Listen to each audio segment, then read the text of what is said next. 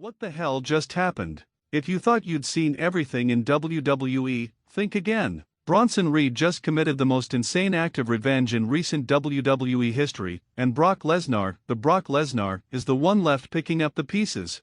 This isn't hyperbole, this isn't clickbait, this is the moment that changed everything we thought we knew about the Beast Incarnate's dominance and Bronson Reed's killer instinct. 2 weeks ago, we watched Brock Lesnar absolutely demolish Bronson Reed in what many called an unfair massacre. The wrestling world collectively shook their heads as the Beast Incarnate ragdolled the big man from Australia like he was nothing more than a training dummy. But what happened last night? Reed didn't just get even, he got nuclear. And the aftermath has WWE officials scrambling, fans losing their minds, and Brock Lesnar questioning everything he thought he knew about the monsters lurking in today's WWE roster. Before we dive into this absolute chaos, let me ask you this: have you ever seen someone completely blindside Brock Lesnar like this?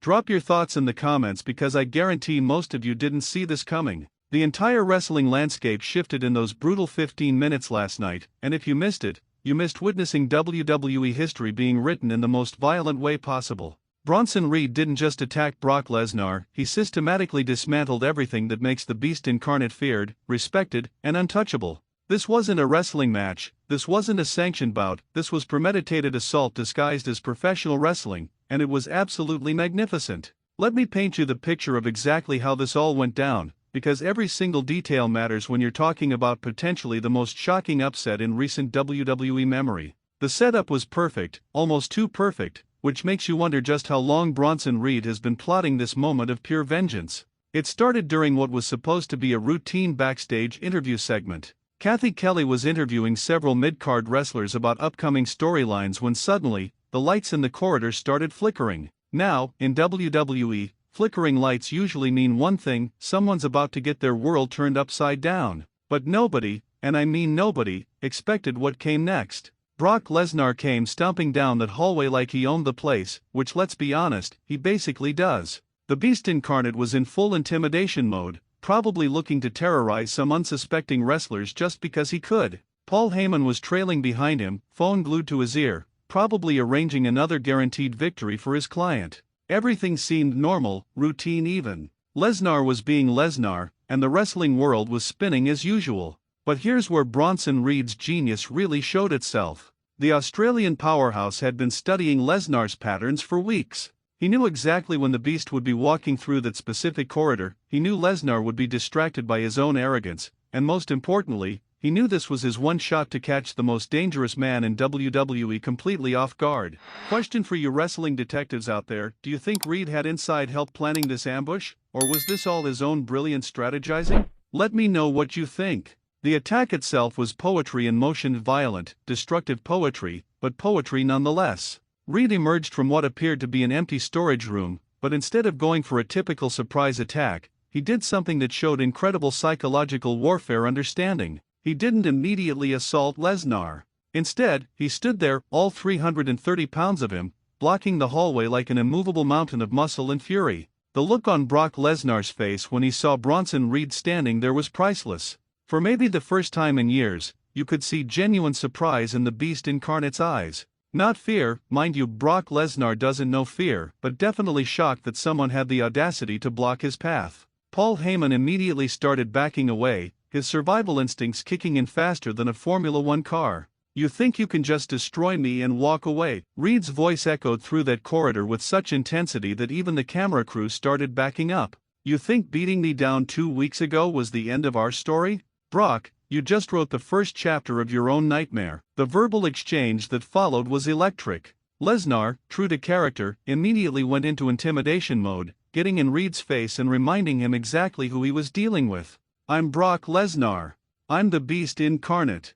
I've conquered the streak, I've dominated UFC, and I will end you just like I ended you 2 weeks ago." But here's where you could see that Bronson Reed wasn't the same man who got demolished 2 weeks prior. His eyes had a different kind of fire, a calculating coldness that suggested this confrontation was going exactly according to plan. When Lesnar shoved him, Reed didn't budge. When Lesnar went for his signature takedown attempt, Reed was ready. The counter Reed executed was something straight out of a tactical warfare manual. He caught Lesnar's takedown attempt, twisted his body weight, and delivered a knee strike that would have dropped a normal man instantly. But this is Brock Lesnar we're talking about, so instead of going down, he staggered back, more shocked than hurt, probably wondering how this inferior wrestler had just countered one of his most reliable moves. Here's a question that's been burning in my mind: was Reed's counter pure instinct, or had he been practicing specifically for Lesnar's takedown attempts? What do you think? What happened next will go down as one of the most brutal sequences in recent WWE history. Reed unleashed a combination of strikes that looked less like professional wrestling and more like legitimate combat. Each punch landed with sickening impact, each kick was thrown with bad intentions, and every move was designed to inflict maximum damage on the man who had humiliated him just 14 days earlier. But the real masterstroke came when Reed grabbed a steel chair that had been conveniently placed nearby. Now, chair shots are nothing new in WWE, but the way Reed wielded that chair was different. This wasn't the typical overhead swing you see in most wrestling matches. Reed used that chair like a precision instrument, targeting specific body parts with surgical accuracy. The first chair shot caught Lesnar in the ribs, doubling him over and forcing out a grunt that the microphones picked up clearly. The second shot went across Lesnar's back, the metallic clang echoing through the corridor like a death knell. But it was the third shot, a devastating blow to Lesnar's left knee, that really announced Reed's intentions. This wasn't just revenge, this was systematic destruction. Paul Heyman's screaming added another layer to the chaos. Security. Where is security?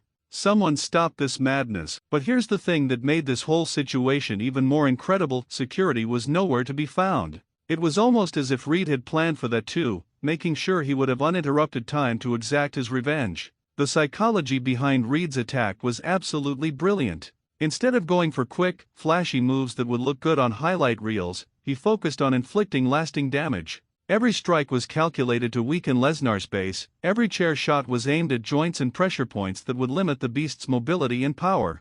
Question for all you armchair bookers: if you were writing this storyline, would you have had Reed go this intense with his revenge, or would you have held back some of the brutality for a future encounter? When Reed finally grabbed Lesnar and delivered his devastating tsunami splash onto the concrete floor, the sound was nauseating. We're talking about a 330-pound man launching himself through the air and crushing down onto a prone Brock Lesnar with every ounce of force he could muster.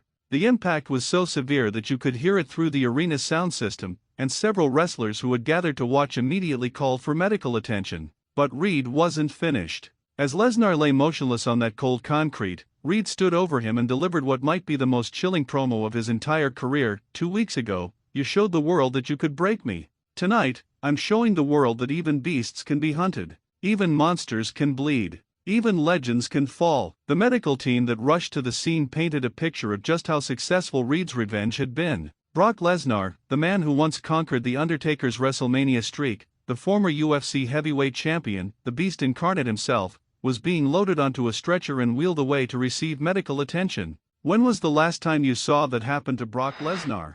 The immediate aftermath of this attack has sent shockwaves through the entire WWE universe. Social media exploded with reactions ranging from complete shock to admiration for Reed's calculated brutality. Wrestling legends who rarely comment on current storylines were suddenly weighing in on what they had just witnessed. Stone Cold Steve Austin tweeted simply, "That's how you get revenge." Bronson Reed just announced himself as a legitimate threat. Coming from the Texas Rattlesnake, that's not just praise, that's a coronation. Mick Foley, no stranger to brutal encounters himself, posted a longer response. What Bronson Reed did tonight was more than revenge, it was a statement. He didn't just attack Brock Lesnar, he studied him, planned for him, and executed perfectly. This is what happens when intelligence meets intensity. Even The Rock, who rarely comments on current WWE happenings, shared his thoughts. Respect to Bronson Reed for showing that even the biggest beasts can be brought down by someone who refuses to stay down. That's warrior spirit right there. But perhaps the most telling reaction came from John Cena, who posted, "Sometimes the hunter becomes the hunted." What we witnessed wasn't just revenge, it was evolution. The landscape just changed. Here's something to think about: do you believe this attack was entirely Reed's idea? Or do you think WWE management was involved in planning something this dramatic? Share your conspiracy theories below. The implications of this attack go far beyond just these two wrestlers. Bronson Reed has essentially announced himself as a legitimate main event player in the most dramatic way possible. You can't systematically dismantle Brock Lesnar and remain in the mid-card conversation. This attack has instantly elevated Reed into the upper echelon of WWE's roster, whether WWE management planned it that way or not. For Brock Lesnar, this represents something he rarely experiences: genuine vulnerability. The Beast Incarnate has built his entire modern WWE character around being an unstoppable force of nature. But Reed just proved that even unstoppable forces can be stopped by someone with enough intelligence, preparation, and sheer determination. The booking implications are staggering. How does WWE follow up on this? Do they immediately book a rematch? Do they let this simmer and build for months? Do they involve other wrestlers who might want to test the newly vulnerable Lesnar? The possibilities are endless, and each one could lead to compelling television. From a storyline perspective, Reed's revenge creates multiple narrative threads. There's the obvious rematch scenario, but there's also the possibility of other wrestlers seeing Lesnar's vulnerability and deciding to take their own shots. Imagine if this opens the floodgates for other wrestlers who have been dominated by Lesnar in the past to seek their own revenge. The character development opportunities for both men are incredible. Reed has transformed from a powerful but relatively unknown quantity into a calculating, dangerous predator. Lesnar, meanwhile, faces the challenge of rebuilding his aura of invincibility after being so thoroughly dominated by someone the wrestling world considered beneath him. Question time: which wrestler do you think should be the next to challenge the newly dangerous Bronson Reed, and why? Let's talk about the technical aspects of Reed's attack, because the execution was flawless. Every move served a purpose, every strike had a target, and every moment was calculated for maximum psychological impact. This wasn't random violence, this was strategic warfare disguised as a wrestling angle. The way Reed used the environment was particularly impressive. That steel chair wasn't just grabbed randomly, it was positioned exactly where Reed knew he could access it quickly. The corridor location wasn't coincidental, it was narrow enough that Lesnar couldn't use his wrestling background to create distance or find escape routes. Even Reed's verbal tactics showed incredible preparation. Instead of generic threats or angry rambling, his words were specifically designed to get under Lesnar's skin while also delivering exposition for the audience. "You wrote the first chapter of your own nightmare" isn't just a great soundbite, it's character development wrapped in a threat. The medical attention angle adds another layer of realism that WWE sometimes struggles to achieve. By having Lesnar actually need medical care, WWE has created genuine stakes for the storyline. This wasn't just entertainment violence, it was portrayed as legitimate assault with real consequences. From a production standpoint, the camera work during this segment was exceptional. The tight corridor shots created claustrophobia and intensity, while the wider angles during the actual attack allowed viewers to see the full brutality of Reed's assault. The audio mixing captured every impact, every grunt, every piece of dialogue with crystal clarity. The aftermath shots of Lesnar on the stretcher were particularly effective. Seeing the Beast Incarnate in such a vulnerable state creates immediate sympathy and sets up his eventual comeback as even more meaningful. It's masterful storytelling through visual imagery. Here's something I've been wondering: do you think Reed's attack was more impactful because it happened in a backstage setting rather than in front of a live crowd? Let me know your thoughts. The wrestling community's reaction has been overwhelmingly positive, which is interesting considering how protective fans can be of established stars like Lesnar. But Reed's methodical approach and clear motivation have won over even the most skeptical viewers. This wasn't a David versus Goliath story, this was calculated revenge executed perfectly. Industry insiders are already speculating about the long-term implications. Dave Meltzer noted that Reed's stock within WWE likely skyrocketed after this segment, regardless of how the storyline plays out. Wade Keller suggested that this could be the moment that defines Reed's entire WWE career. Both observations carry significant weight in wrestling circles. The international wrestling press has been equally impressed. Tokyo Sports called it the most shocking upset in recent WWE history, while WWE's European partners described it as a masterclass in storytelling through action. The global wrestling community recognizing this moment speaks to its universal appeal and execution. Social media metrics tell their own story. The video clips of Reed's attack have generated millions of views across all platforms, with engagement rates that rival WrestleMania highlights. The hashtags #BronsonReedRevenge and #BeastHunted have been trending globally, demonstrating the segment's cultural penetration. More importantly, the reaction videos from wrestling fans show genuine shock and excitement. These aren't manufactured reactions, people are legitimately surprised and invested in seeing how this storyline develops. That's the holy grail of professional wrestling entertainment. What's your prediction for how WWE will handle the fallout from this attack? Do you see an immediate rematch or a slow build toward a bigger showdown? The character work from both men during and after this segment has been exceptional. Reed's cold, calculating demeanor contrasts beautifully with his previous portrayal as simply a powerful but straightforward wrestler. This attack has revealed layers to his character that fans are eager to explore further. Lesnar's selling of the attack was subtle but effective. Rather than overselling and making the assault look unrealistic, he showed the right amount of shock and vulnerability while maintaining his tough guy credibility. It's a delicate balance that many wrestlers struggle with, but Lesnar navigated it perfectly. The promo work from Reed deserves special recognition. His words weren't just threats, they were promises backed up by immediate action. The line "even legends can fall" while standing over a prone Brock Lesnar will go down as one of the most impactful villain moments of the year. Paul Heyman's reaction added another dimension to the segment. His genuine concern for Lesnar's well-being came across as authentic rather than manufactured, which helped sell the severity of Reed's attack to the audience.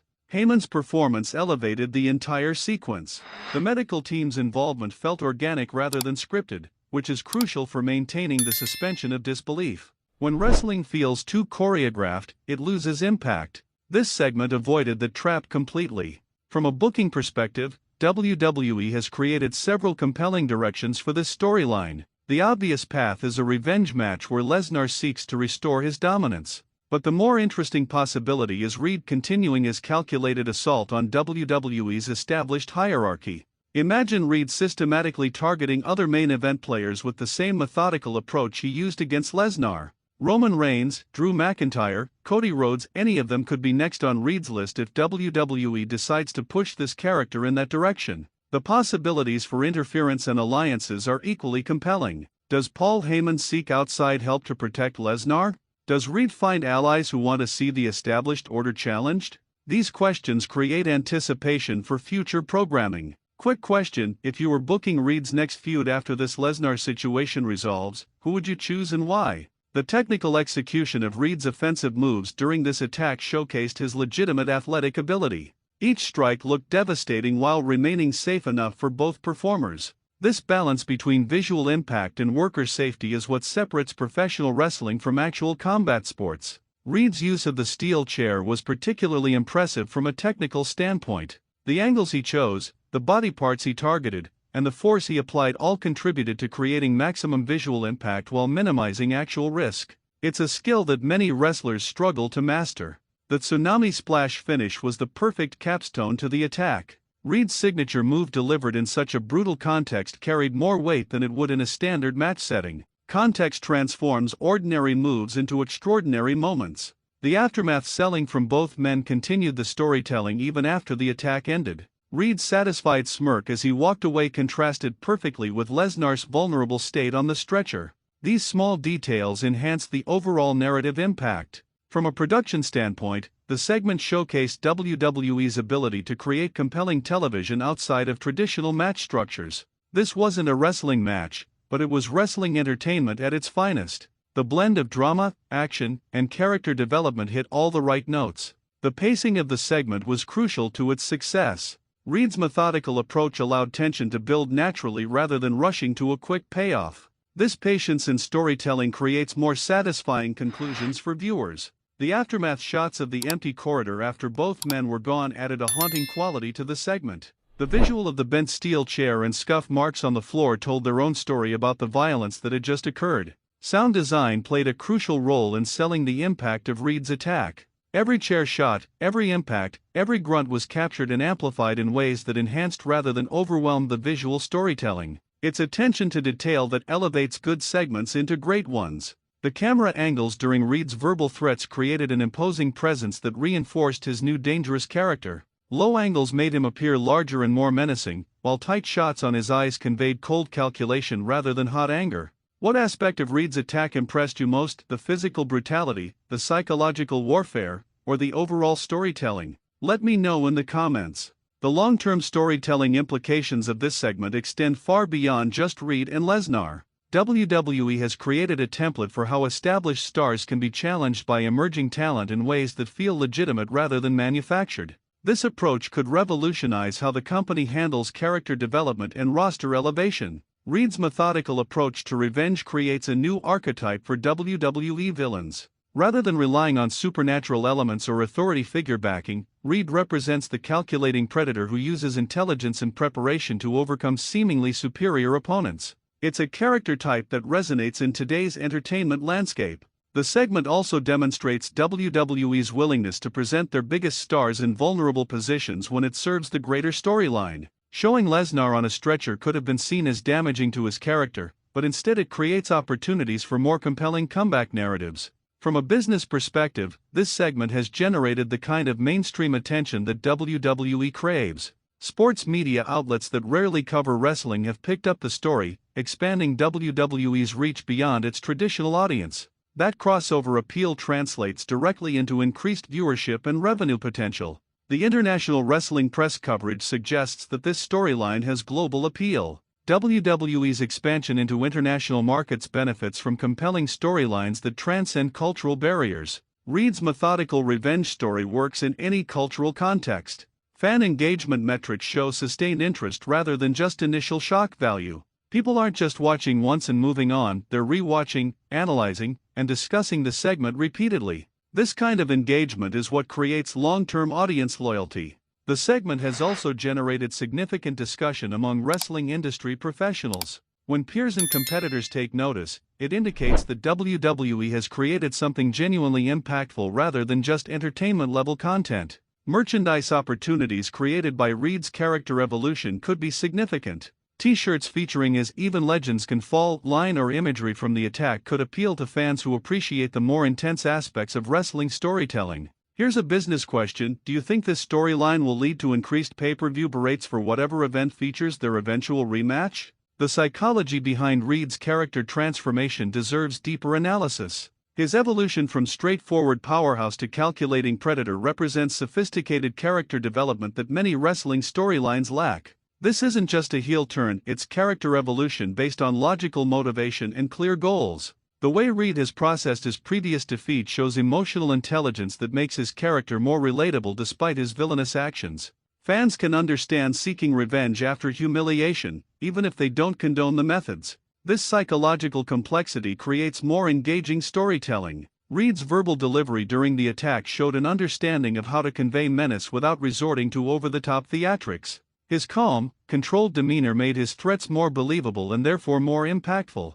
It's a masterclass in villain portrayal. The contrast between Reed's previous straightforward approach and his new calculated methods creates intrigue about what other capabilities he might be hiding. This mystery element keeps fans engaged and guessing about his future actions. Lesnar's reaction to being outmaneuvered showed character depth that he doesn't always get to display. His surprise and vulnerability humanized a character who often seems invincible, creating more emotional investment from viewers. The segment has created anticipation for how both characters will evolve moving forward. Reed's newfound cunning and Lesnar's potential quest for redemption offer multiple storytelling paths that could sustain audience interest for months. Wrestling analysis shows that the most memorable storylines often involve character transformation rather than just physical confrontations. Reed's psychological evolution places this storyline in that elite category of wrestling entertainment. The segment demonstrates that effective wrestling storytelling doesn't require supernatural elements or convoluted plots. Sometimes the most compelling stories come from basic human emotions like revenge, pride, and the desire to prove oneself. What do you think motivated Reed's transformation from straightforward wrestler to calculating predator? Was it purely the humiliation from Lesnar, or something deeper? Technical analysis of the segment reveals careful planning in every aspect of its execution. The location choice, timing, dialogue, physical action, and aftermath were all coordinated to create maximum impact. This level of production planning is what separates exceptional wrestling content from routine programming. The choreography of Reed's attack showed respect for both performers' safety while maintaining the illusion of legitimate combat. Each move was executed with enough force to look devastating while remaining within professional wrestling's safety parameters. The segment's pacing allowed for natural tension building rather than rushing to quick payoffs. This patience in storytelling creates more satisfying resolutions and helps maintain audience engagement throughout longer storyline arcs. Camera work during the segment utilized tight corridors and close-ups to create intimacy and intensity that might have been lost in a larger arena setting. These production choices enhanced the storytelling impact significantly. Audio mixing captured every impact and piece of dialogue clearly while maintaining the segment's raw, unscripted feel. This technical achievement helped sell the authenticity of Reed's calculated revenge. The segment's structure followed classic storytelling principles while adapting them for professional wrestling's unique requirements. The setup, confrontation, climax, and aftermath flowed naturally while maintaining sports entertainment's dramatic sensibilities. Post-production choices in editing and presentation maintained the segment's impact without over-dramatizing or underselling the violence. This balance helped preserve the storyline's credibility while meeting broadcast standards. The integration of this segment into WWE's broader programming demonstrates how individual storylines can enhance overall show quality when executed at this level. Excellence in one area elevates everything around it. From a creative writing perspective, the segment achieved multiple goals simultaneously, advancing Reed's character, creating vulnerability for Lesnar, generating mainstream attention, and setting up future storylines. This efficiency in storytelling is what creates lasting entertainment value.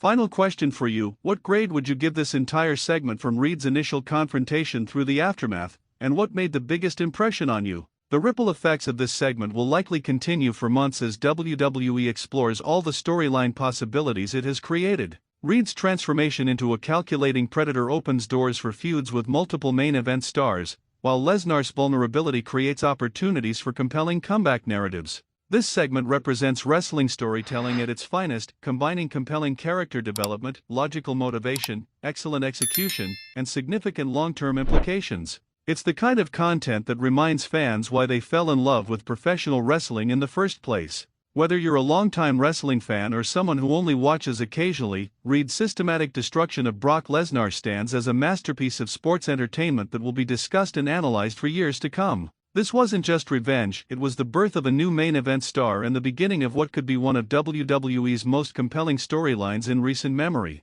If you thought tonight's story was wild, trust me, what happens next will blow your mind. So don't stop now. Click on the video right here on your screen to continue the chaos, the drama, and the inside scoop only we deliver. And if you haven't already, hit that subscribe button, give this video a like, and join the wrestling newsletter family where the real stories of WWE come to life. See you in the next one.